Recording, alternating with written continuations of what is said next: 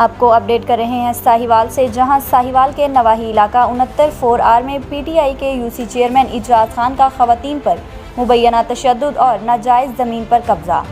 Sahiwal UC chairman का अपने गुंडों के हमरा और पुलिस की मौजूदगी में खवातीन पर तशद्दुद।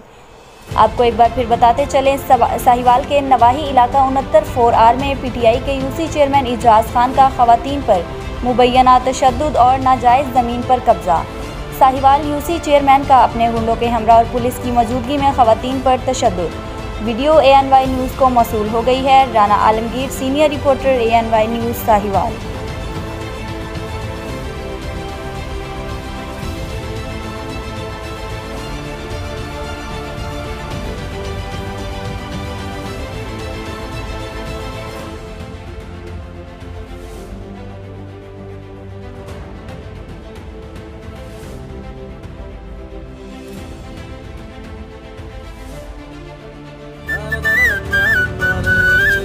चाय के चाहने वालों के अंदाज कई, और जो समझे हर एक निराले अंदाज को, वो है टपाल, हमारी नेशनैलिटी।